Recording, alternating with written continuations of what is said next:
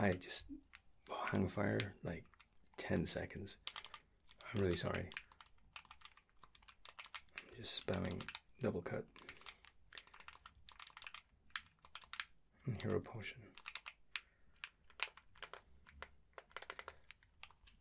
We're good. Sorry.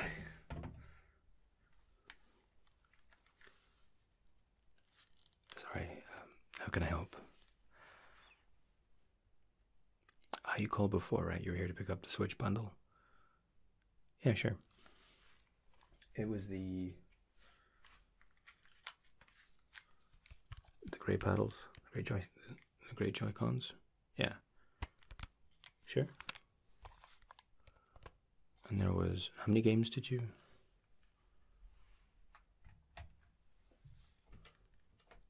Well, the bundle you've ordered actually comes with Zelda, which is an amazing game, by the way. I mean, I actually was late to the party on the Zelda franchise, and it was my first time playing Zelda. But I maybe played too many games that were similar to it, so I didn't absolutely love it. But it's an amazing game. It has a polish to it, an ease, a kind of pick up and play mentality, and with kind of a granularity to it that you rarely find in video games, that the more you dig into it, the more you find. And I really, really appreciate that. But yeah, your Switch comes with this. We're doing a deal that for half price off RRP, you can also pick up Mario Kart and Skyrim.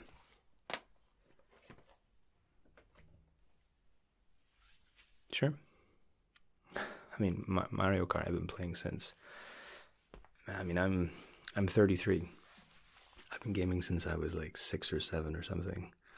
So, yeah, I remember the original Mario Kart. Put so many hours into that. Seriously. And Skyrim, even before, way before Skyrim. Not even that, not that long before, because Skyrim's older than we realize, right? It's just been repackaged and repurposed 1,001 times. I think you can play it in VR now as well. But yeah, Oblivion was, I put more hours into Oblivion than I did in Skyrim, you know what I mean?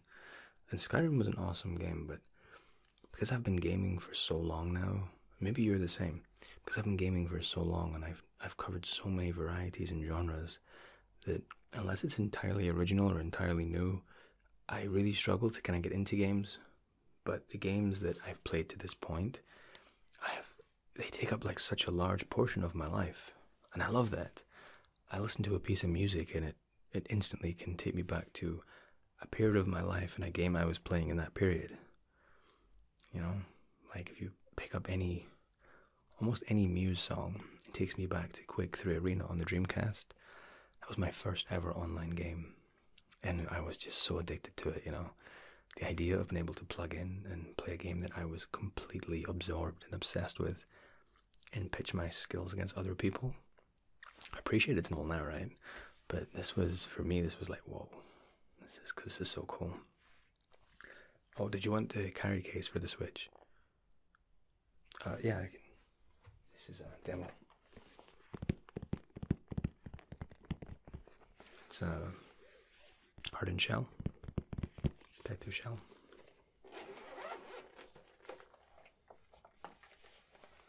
Oh, it's well proportioned inside. It has a netting at the back. Hold your games. And the actual Switch itself sits quite neatly behind 2 safety straps. It's really well made. It's $19.99. 19, not 90. Yeah. Sure, add it to the bundle. Got you rung up. We also sell a Bluetooth adapter because the Switch doesn't come with Bluetooth enabled. There's a little called a Tronics adapter that we sell. It's like £12, and it plugs in through the jack, and it then emits a Bluetooth signal that a Bluetooth headset can connect to. I use it on planes all the time. It's amazing. Yeah. It's the only thing when you go wireless that I couldn't listen to my Switch noises. So, but now I can. Instead, it's not overly expensive, and the signal is really strong. Sure, add it to your bundle. Cool. So have you got a favorite game? You know, this might sound weird, but I own this place and I work here almost all the time, but there aren't that many times somebody comes in and wants to talk games. They usually kind of come in, buy, and leave. And it's quite quiet today, so... Yeah. Really? It's a strong pick. Yeah. I don't know. I think my immediate answer would be Final Fantasy VII. I mean, that's what I was playing when you walked in. But in terms of hours played, it's nowhere near my most played. I don't know actually what would top that list. But with Final Fantasy VII, it was the first game I played of that style, that kind of RPG kind of approach. That was entirely new to me. It was the first in the series that I'd played, and the storytelling behind it. And of course it was purely text-based, but the story and the music, the characters, the kind of open world almost. I mean, it wasn't entirely open world, but there was a world you could run around in, go into the Golden Saucer, betting, and it was a casino. I was just amazed this was all in one game. And kind of raising your chocobos, breeding them, becoming a jockey, kind of racing your star and prize chocobo. This was the tiny portion of the game, right? Let me take these headphones off.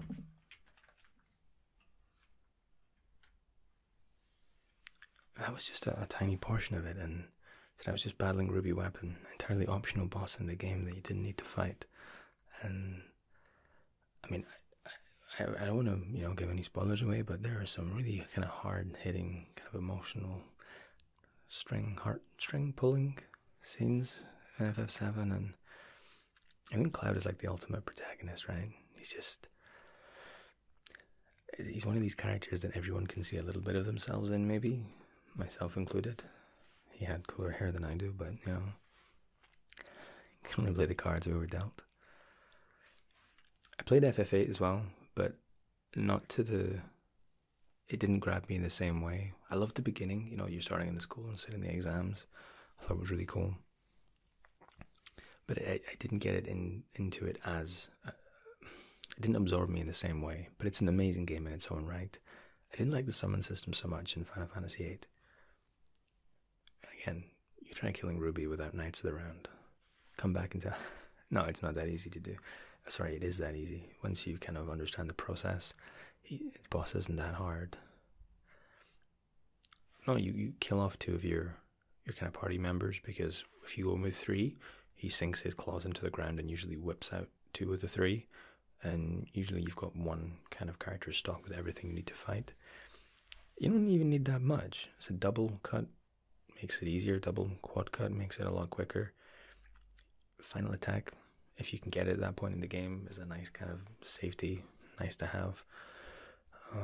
But you're essentially stacking hero potions, using Big Guard. It's one of the few kind of major bosses that's kind of it's weak to slow. You can slow it and you can also paralyze it. Yeah, it's quite a long fight. It takes quite a while to do. If you want to do it without Knights of the Round, you can just spam Knights of the Round and then spam Mime, or even Odin works quite well. Yeah, it's a really rewarding kill though, for the first time, because this was when I first started. There was no kind of like real guides. Yeah. I mean, Final Fantasy VII just really was the tip of the iceberg for me, Oh, did you want a pair of headphones? Sure. I was wearing a pair of the white ones. They're not compatible with the Switch. They're a good set of headphones, but yeah, they won't work. They're wired. But if you want Bluetooth, we've got two. What kind of budget were you looking for? Okay. Do you want them for anything other than just sitting playing your Switch with? Okay, well, if you want to sleep in them, okay, I was going to recommend like a budget kind of price. If you don't want to sleep in them, maybe go with something like these. These are Linkwits. they look wired, but they're actually wireless. This, if you want to go for a walk in them or whatever, is put them behind your neck, over the ear, and they just clip on. And they're really, really good. The connection's really strong. Battery life is like 8 hours. It's not bad. 9 hours maybe you'll probably get out of it. Yeah, I own a pair of these. I go running in them. They're completely water resistant, waterproof. So yeah, there's these. I wouldn't recommend sleeping in these so much because, again, it's kind of pressing against your ear a little bit.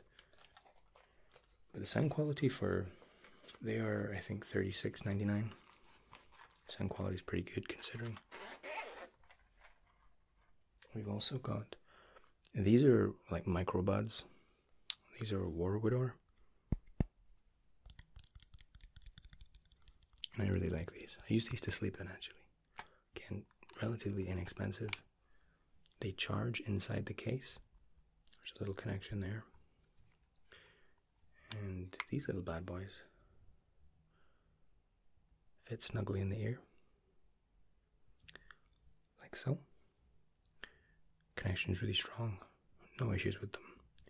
I find, because I clearly have like misshapen ears, the left ear for me falls out sometimes. But if I'm in bed, then, you know, it makes no difference. These are, I think, a very similar price. I think these are $34.99. Again, sound qualities for the price are remarkable. These ones? Yeah, cool. I'll add them to the bundle. Yeah. I mean, yeah, okay, I didn't answer the question. I think I've spent most of my time probably in World of Warcraft, if I'm honest. I've spent so many hours in that game, dude, honestly. Maybe that or an Asian MMORPG called Legend of Mir 2, which you've almost guaranteed never to have heard of. I saw that game on a computer game network, kind of TV show thing. It was called Game Network, actually. And I remember watching for the first time as like a 12, 13-year-old kid. He was running his character through this town, and it was like a 2D isometric, like Diablo 2 style view. The time frames weren't too dissimilar, actually. I played a lot of D2. Loved that game so much. But on Legend of Mir, I saw him running through this town, and like, he killed a chicken and harvested it, and sold the meat to the butcher, went and bought himself like a wooden stick or something. And I thought, what is this game? And he walked into this town, and there was just loads of people everywhere. And I thought this was the coolest thing. So I literally just went onto my computer and downloaded it. And I had 56k at the time, and I remember it was 223 megabytes. It took like 26 or 7 hours or something. I forget. But I had to get a download manager because I kept having to stop because my parents wouldn't let me leave the computer on.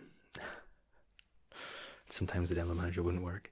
But I eventually got it installed, and I think it's one of the most addictive games I've ever played. That and a game called Arcade, which is also an Asian MMORPG. And that was really recent. And I think that's the most addicted to a game I've been. And I know this is kind of maybe looked on with a little bit of, people think it's sad. But I love being addicted to video games. It like gives life purpose. I'm not saying your life should be nothing but video games, but in Arcade, for example, and they've kind of broken the game now. When you started it, you could get to like level 15, and you never had to like level again. You could buy a farm and kind of grow crops and whatever, and do these things called trade runs. And trade runs is where you would take things from your farm and package them up, and you would walk really slowly with a huge bag on your back across like the world. And the further you're willing to walk, the more money you got. And I don't know why, but I found this magical. So yeah, I got to level 15, then I didn't do another quest or kill another mob, like ever again. And I reached the level cap just trading, and I got really rich. And then I bought a house and a big ship, and you can go sailing across the ocean, and then take trade packs across the ocean to the enemy lands, where pirates can attack you and take your wares, essentially. I love this. You can still play Arcade now, but I think now you don't get like a farm until like level cap. I think it was to discourage or add some kind of timing gating system. it had a labor system in that game as well, that you can only do so much every day, which I hated because I just wanted to be allowed to be addicted to it, you know. But it shined really bright for me, but not for very long. But I loved it. I really, really loved it. And Legend of Mir I played for 3 or 4 years at least. I joined a guild there called Destiny Awaits. And we as a whole guild moved from Legend of Mir to World of Warcraft. I was a raid leader actually for years. And I tell you, I don't know if you've played World of Warcraft or not, but when we started playing that game, I loved it. I still do. I've just recently went back to it. I started playing again after like 5 or 6 years of not having played it, at least not consistently. And I'm raiding again, and they've destroyed my combat rogue. I'm now an outlaw rogue, but whatever. But yeah, when we first moved over, I remember we went to an instance called Zul'Gurub. It's a dungeon, it's like a big temple.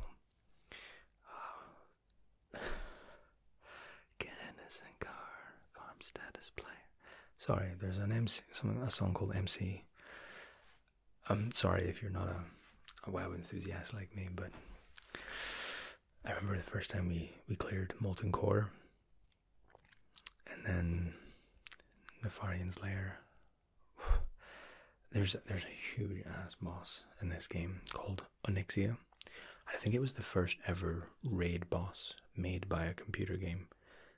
I appreciate there was a couple of 2D isometrics even alongside this game called Legend of Mir. Yeah, everybody played that. It's been re-released just recently, right? Yeah, I never played that for some reason. Yeah, well, this Onyxia fight was insane. It was just one boss, and it was a huge, kind of big, kind of cavern. And she would fly up, and it was 40 people, 40 human beings trying to coordinate something. And she was epic. The first time we went in to kill her, I'd never seen a boss so big in a computer game before. Certainly not online, anyway. And she was, maybe not by modern standards, but at the time her mechanics were really complex. And it was just killing a boss like that, the sense of relief and accomplishment, let alone the Professor Plums you used to get. It's a direct reference to Purple, the epics. I miss it.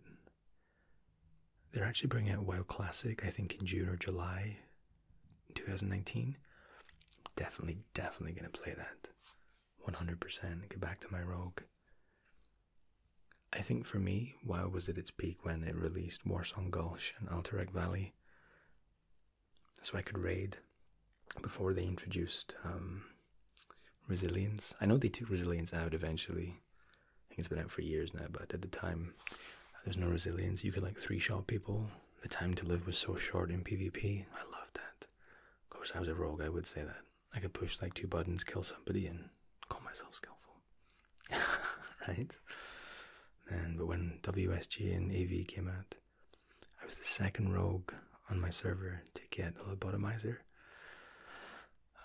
I really hope they're going to have Alterac Valley, the original, in WoW Classic. I'm so excited for that. To be fair, I'm a bit of a Blizzard fanboy. I said I played a lot of Diablo 2. I play a lot of Hearthstone, even now, actually. Yeah. Yeah, I've heard of Isaac.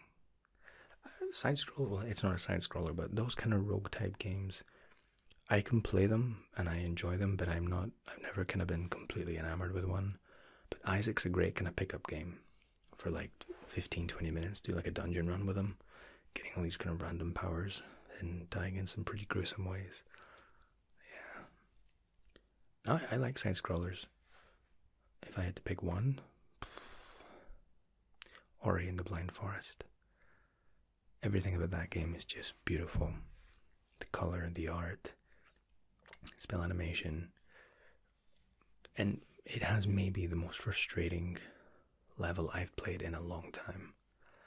The tree level where there's like the water's rising and you have to kind of climb really, really quickly.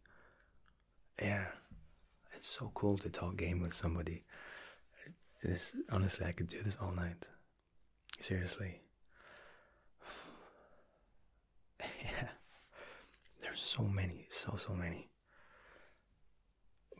Yeah, I'll get you boxed up. Sorry.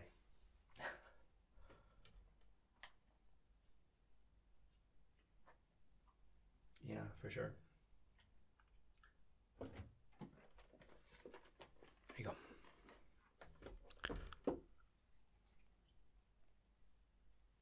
It's 266. Thank you. Card? Okay. Yeah, I've played the Civilization series, for sure. Again, I invested a lot of time in Civ 2, and even now, Civilization feels like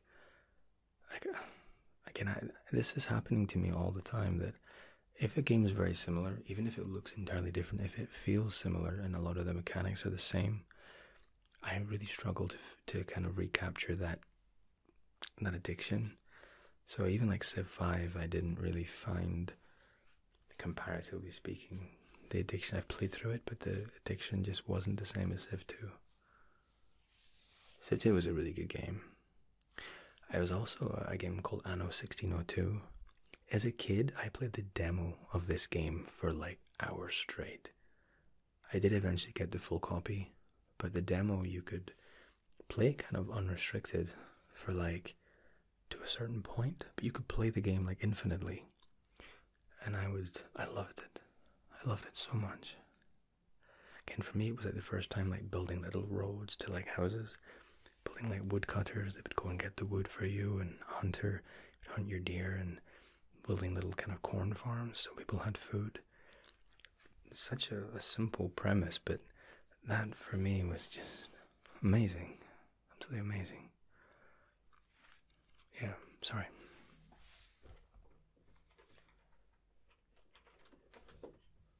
Yeah. Do you know I've never played Kingdom of Hearts? Everyone looks at me like, what? Actually, I was watching a streamer called GBASMR. She was playing through 1.5, I think it's called.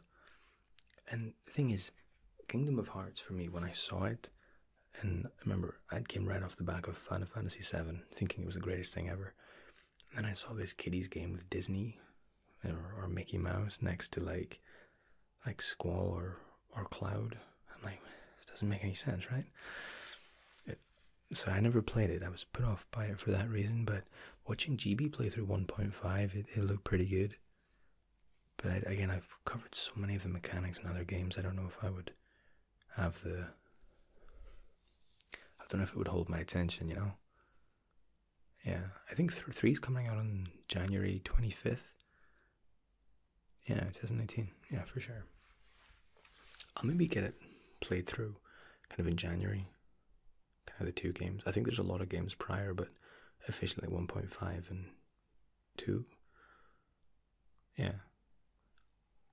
I do remember the soundtrack though.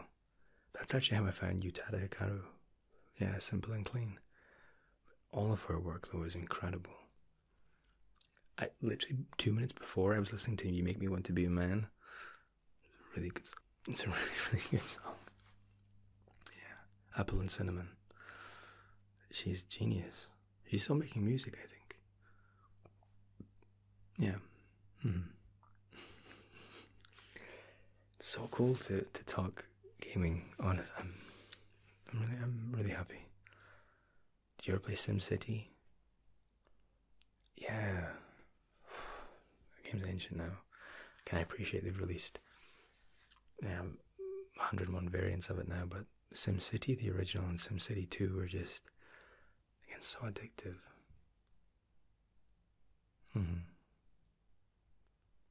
I mean, yeah, at the other end of the spectrum, you see, I think Overwatch is a great game. I know people are kind of falling out of love with it a little bit now, but it does the fundamentals right. The characters feel powerful. Every hero feels strong. Maybe with the exception of Anna, because I can't aim. But I love playing her, you know. Sleep darts on Ulti and Genji. I've never actually done that. I watch a streamer called Frana, or Fran. She's incredible as Anna. Yeah. I mean, Fortnite, there's a guy called Mighty Tingles that streams a lot of, I think he's taking a break from streaming, but he plays a lot of Fortnite. And I didn't know it was the building aspect of Fortnite that annoyed me. I mean, I played to death games like Halo 3, World at War on Xbox. Yeah, on the Xbox. I played with my two best friends. Oh, that for me was just like FPS at its finest. I never thought I'd be playing FPS on a console, but World at War, it was just, when you got the dogs, wow. For sure. Yeah. Definitely. Yeah. Again, I mean, I think the whole approach with, I mean, the most, the highest selling game I think in history, it always gets quoted as Wii Sports, but I think it's Tetris. It had like 170 something million. Yeah.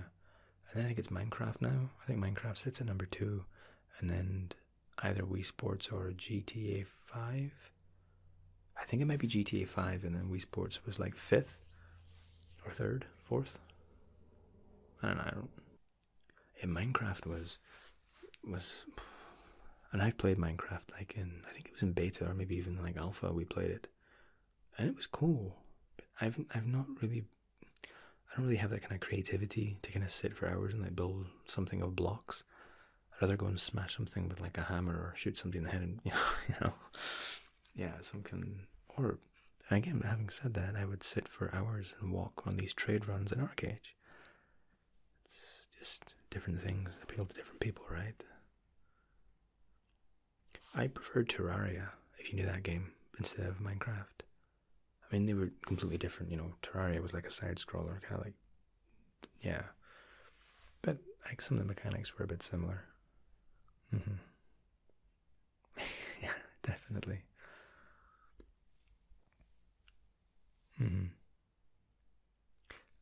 Yeah, I wasn't really a huge fan. Yeah. My two best friends love Battlefield, but for me, I was more of a COD guy. Definitely more of, and I mean, before COD, I was playing Counter Strike even before 1.6. I'm 33. I've been doing this a long time, but Counter Strike 1.6 that was addiction for sure. Yeah, and Heaton with the USP round against 4K, man. Like I said, don't get me wrong, I really enjoy Overwatch. I think it's like doing co-ops and kind of arcade games. Yeah, I've played a few streams actually. That's where the ASMR glow thing comes from. Yeah, I think Overwatch is very well made. The heroes all feel overpowered, like I said, and it's just, see, people kind of get a little bit, you know, when we were talking before about like the most sales. There's this whole kind of approach now that microtransactions are looked upon really negatively. And I mean, all microtransactions are in-game purchases, right? That's all they are. And if that allows and enables a way for anybody from any walk of life, you don't have to go out and earn loads of money if you want a game. And I think microtransactions allows that. And I like that, you know. Of course, there's undeniable evidence and fact that whenever something's free, the community and the player base is that bit more toxic.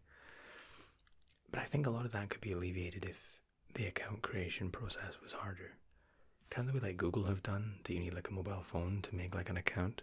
I'm sure if that was the case, then there'd be far less. Yeah. People would just be forced to behave themselves a bit more. For sure.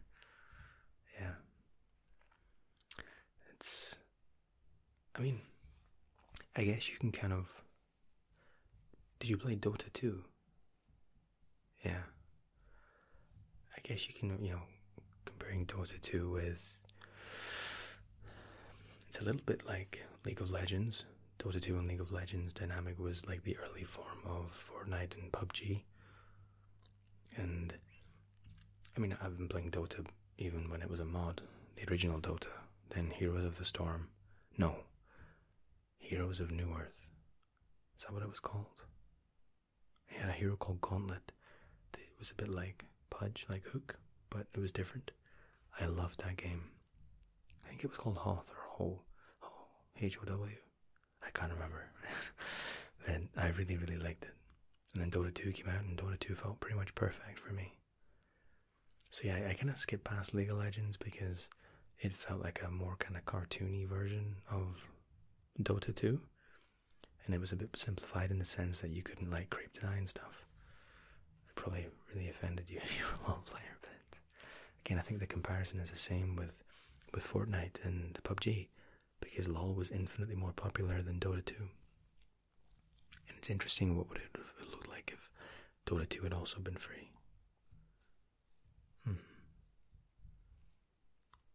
Yeah. Did you ever play a game called Dragon Age? Enchantment. Yeah. Let's ignore Dragon Age 2. Dragon Age 3 was good, but man, Dragon Age 1 was... It had, this immersive and incredible storyline to it that just kind of sucked the player in, and it was amazing. Morgan. The voice acting in that was spectacular. He's playing as a dwarf with a huge kind of double-headed axe. And although it was party, you see, squad-based games they don't really appeal to me anymore. I just feel like I don't have the patience. And I played Dragon Age on the hardest setting. Like, you needed to kind of push spacebar, stop, check for every character was playing as they should, and kind of doing things, kind of min-maxing. But you didn't have to, and I should probably try to remind myself of that looking at next squad games. You don't have to play every hero all the time.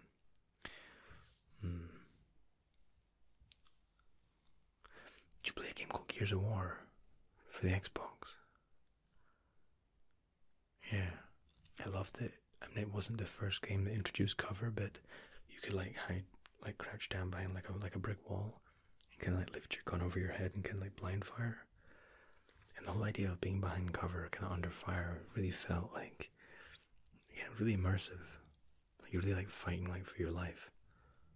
I thought Gears of War was amazing. Absolutely, just a really well-made game. A really strong title for Xbox 360. Yeah. Of course, Halo 3. Like I said, I played that to death. Remember, it always makes me laugh. We were playing on the hardest kind of co-op setting, going through the campaign, and we got to this bit that we kept dying. All three of us were kind of like behind a rock, and we ran out, and there was a huge like tank or something, like just annihilating us. And we were kind of like, as we kept like reloading it and retrying, we were getting further and further. And we came out behind the rock, and I had one of those blue sticky grenades, and I threw it accidentally. Like, it got stuck to my friend's back, so he had no idea. And all of a sudden it would explode, and it would one-shot him. And he was so confused. It's like, what the hell killed me? And I thought this was the funniest thing. So when he died, we would die, and we had to restart. And I threw this same grenade at the same spot, like 6 or 7 times. And we were on mic, and I was like in tears of laughter. They're like, why are you laughing? I don't know, I just don't know why you're dying. And eventually the other friend saw. He was like a little bit further back, and he saw the blue grenade stuck to his back. And then there was just that moment of him running with it on his back before it exploded. And he started laughing too. Then he realized when both of us were laughing. Good times. Really good times. It was really funny. I hadn't played much of Halo prior to that. My friend's friend had the original Xbox. It was like groundbreaking when it first came out. And we used to go over to his house, and I would get to play it for like 5 or 10 minutes. And it was a room full of like noisy people. But I used to really kind of like treasure those moments. I couldn't afford an Xbox. I had my PlayStation, and that's kind of, it was enough. But it felt so, again, so different, so dramatic and atmospheric. I remember getting up like early as a kid, playing Red Alert 2. No, it wasn't 2, it was just Red Alert on the PlayStation. I used to kind of build my base and fight all the computers on Comstomp. Yeah. Building mammoth tanks and Tesla coils. Different life, right? Yeah.